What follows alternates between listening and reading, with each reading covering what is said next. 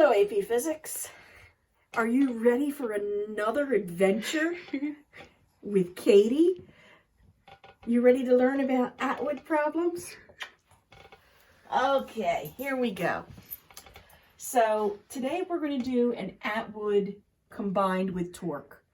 Now, when we did Atwood last, in October, we always dealt with massless pulleys. Now we're not going to deal with a massless pulley. We're going to deal now with a system that has a pulley with a significant mass compared to the other objects in the system. So just like before, what we're going to do first is we're going to have to come up with some free body diagrams. So we're going to do free body diagrams for each part of the system. So I'm going to do my mass 1, which is 5 kilograms. I'm going to do that one first. So I draw my object, and the first force I know that is acting on this object is going to be its weight. Now this object, if I look at my system, has a lower mass than object 2, even though I kind of drew them wrong. That means that this object is going to want to move up. Therefore, my tension vector has to be greater than my weight vector. And I'm going to call this T1. My second object, M2, I'm going to draw over here.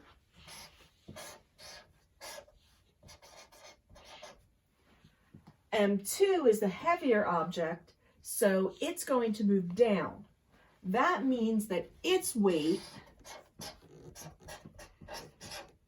is going to be a greater vector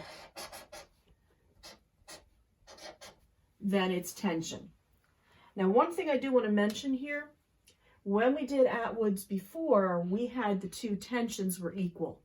Now that we no longer have a massless pulley, the two tensions are not equal to each other. Okay, so my third thing that I have to draw is my pulley. There's my pulley, and what's acting on it is not a force, but a torque. Now, which way is it going to go? Well, this is the heavier object, so therefore the torque on it is going to be acting like this counterclockwise, which we're going to take to be positive. Okay? So now let's come up with a few equations. My first object here, we know it's going to accelerate upward. And speaking of acceleration, because this is one system, all parts of the system will have the same acceleration. They won't have the same tension, but they will have the same acceleration. So what's my equation here? Well, I know that it's going to accelerate, so I'm going to say M1 times A is equal to T1 minus FG, which is M1 times G. Why is it T1 minus FG? Because we're going in the direction of T1, so T1 is positive, FG is negative. Okay, now I'm going to solve this equation again for T1.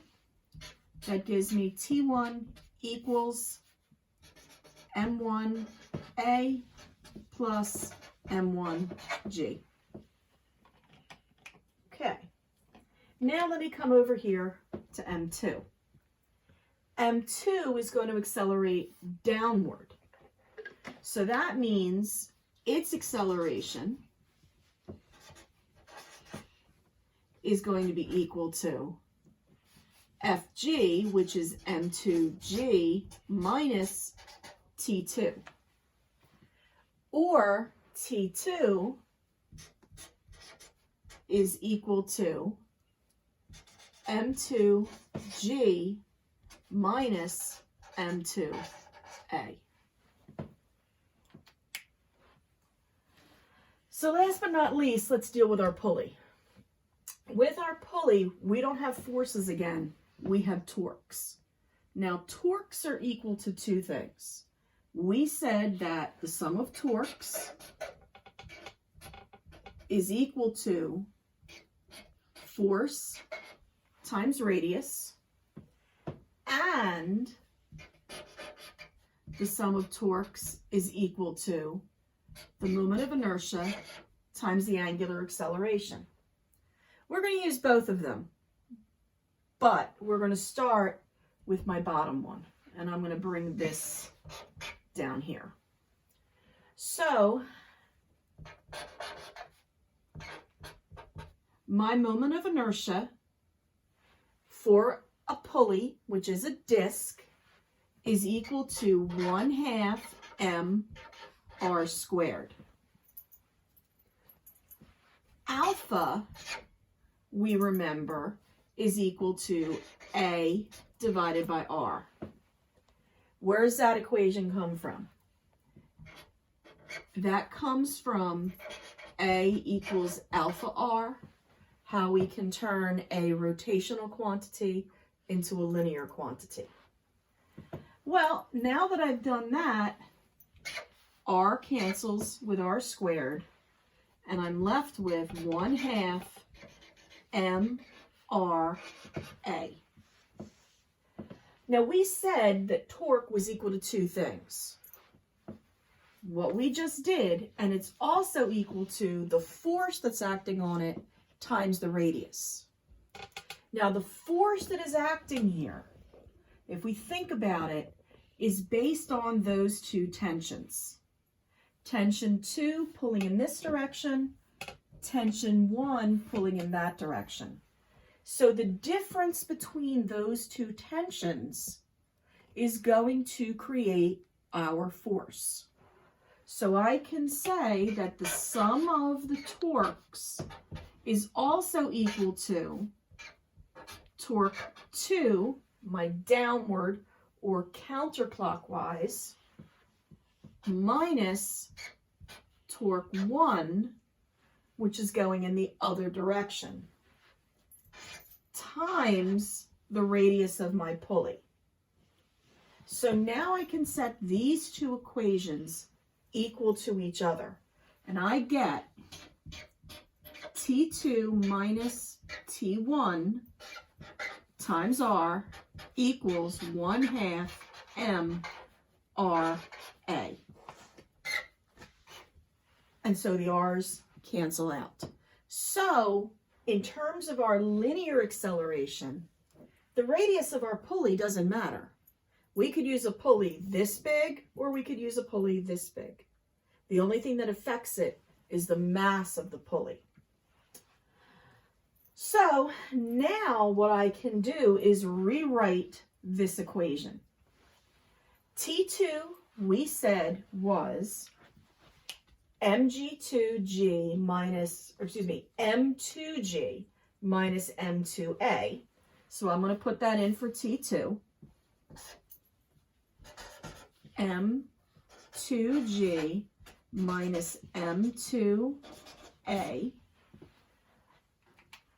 minus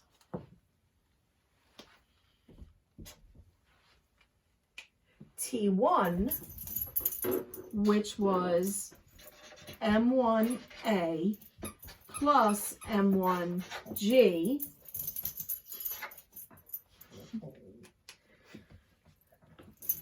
where'd the cat get? That's equal to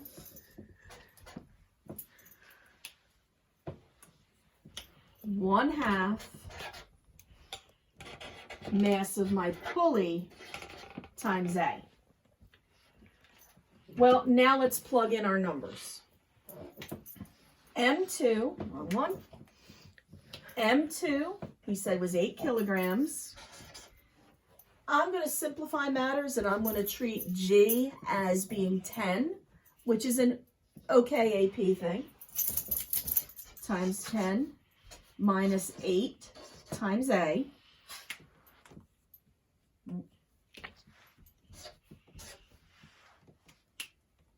minus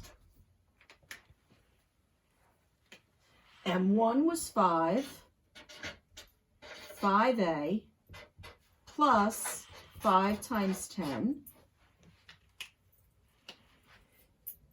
equals 1/2 times 2 times A. So let's simplify. So that's going to be 80 minus 8A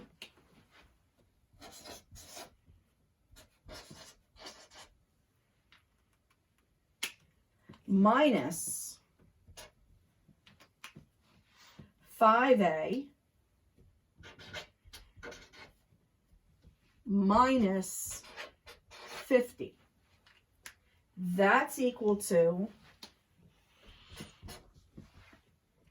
1/2 times 2 is 1, so that's 1A. I'm going to drop that 1 in a second. So just to simplify, 80 minus 50, that's going to give me 30 minus 13A equals A. So 30 equals 14A.